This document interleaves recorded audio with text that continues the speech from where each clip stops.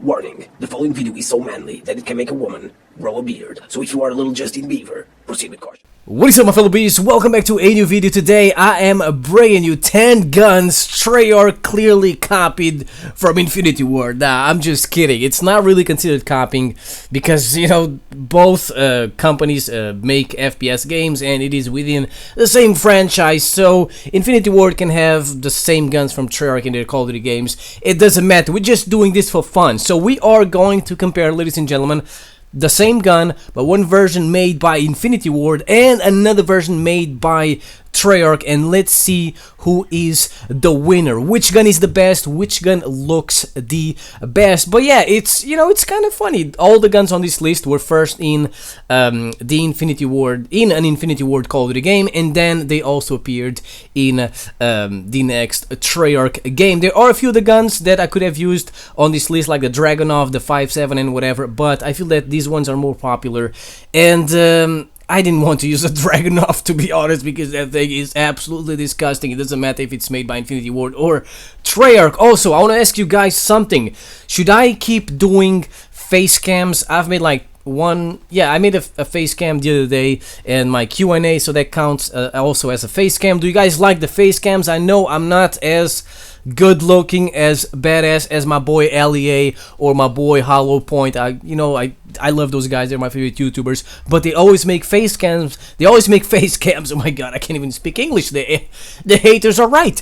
But yeah, let me know if you guys want more face cams. I can't talk right now for some reason. So the first gun on this list, ladies and gentlemen, that Treyarch copied from Infinity Ward, I'm just kidding, is the SPAS 12. It appeared first in Modern Warfare 2, and that SPAS 12 is a freaking sniper rifle. It has an absolutely insane range. The damage is also freaking insane, and pretty much you just feel like a god. I mean, when you are running around with this SPAS 12, you feel unstoppable. You feel like Sandy Ravage, which is a YouTuber that used to upload SPAS 12 gameplay in MW2 back in the day all the freaking time, and Treyarch loved that SPAS 12 so much, they were like, oh my god, we need to have this shotgun in Black Ops 1, let's do it. And yes, the SPAS 12 from Black Ops 1 is pretty much the same as the one from MW2, but instead of being a pump action, it is a semi-automatic shotgun, which is supposed to make it better because it's easier to spam, but it's not quite as good. The range isn't the best. It's not a one-shot kill most of the time. You have to like shoot 2 times, but it's a very good shotgun. I love the SPAS 12 from Black Ops 1.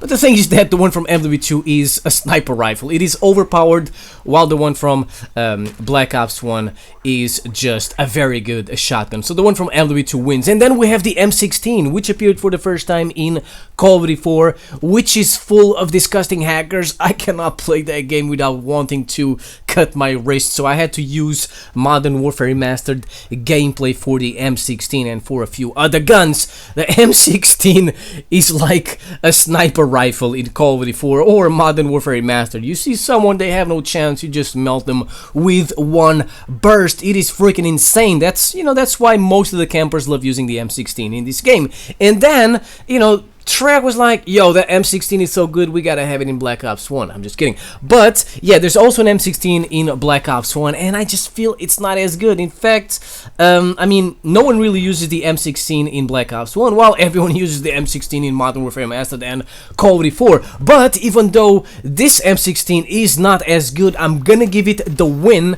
over the other one, just because when you equip the flamethrower attachment on this bad boy, it looks absolutely biblical. It looks so badass. I feel that it's a gun Chuck Norris would use all the time. You get a red barrel that just looks so hardcore. I love it, and just because of that, the M16 from Black Ops 1 from Treyarch wins. And then we have the Scar, which appeared for the first time in Modern Warfare 2, and this assault rifle is a beauty. I mean, it just looks so sexy, so clean, and oh my god, look at that reload.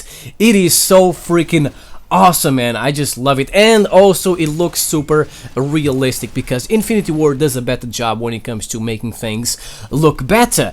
And there's also a Scar in Black Ops 2. There's also a scar in a Treyarch game, and it's also very good. I was very happy when I saw the scar for the first time in Black Ops 2, because when I was looking at the guns for the first time, I was like, what the fuck is this? This looks like a toy. That looks like a toy. Wait, are these even real guns? And then I saw the scar and I was like, yes, here's a real gun. They are both great. I feel that the stats are probably the same, but the one from MW2 is more popular. It looks better, and just because of that, I'm gonna say it wins. And then we have the Vector, ladies and gentlemen, which also appeared for the first time in Modern Warfare 2. It looks like a beast of an SMG. I love it. It's a little laser beam. It doesn't move when you go full auto. It shreds people. They melt in front of you, and I'm gonna tell you right now, this one wins just because you can use the akimbo attachment on this bad boy. There's also a Vector in Black Ops 2.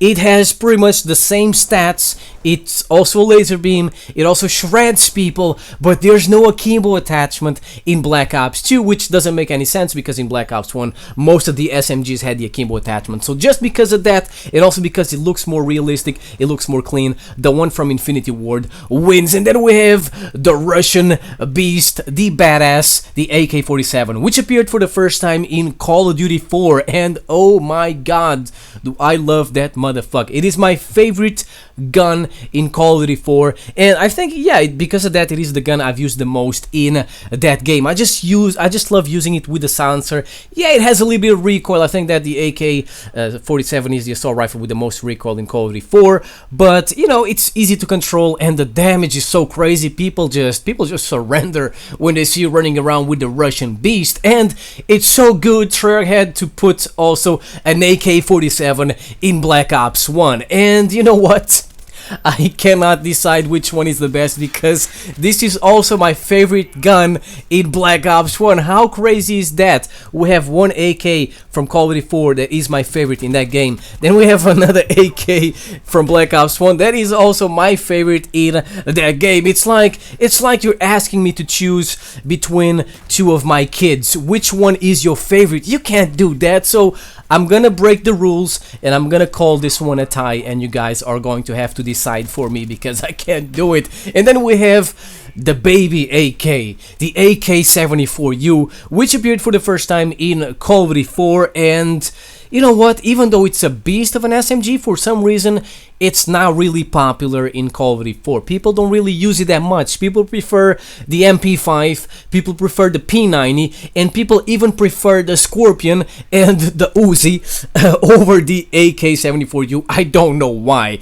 And even though it's very good. And there's also an AK-74U in Black Ops 1, and unlike in Call of Duty 4, it is very popular in Black Ops 1. You know that this is the SMG of choice of all the freaking nerds that are trying super hard, sweating all over the place in Black Ops 1. So just because of that, I'm going to say that the one from Black Ops 1 clearly wins. And then we have the MP7, which appeared for the first time in Modern Warfare 3, and it is the second most used and the second best gun in this game, only because the ACR exists. If the ACR didn't exist, this would be the best game in MW3. You know that this is the gun when people don't want to use the ACR because it's too disgusting. This is the gun nerds love using when they're trying to go for MOABs with their little slaves spamming ballistic vests and spamming UAVs for them. It is so disgusting. But yeah, this MP7 is awesome, and there's also an MP7 in Black Ops 2,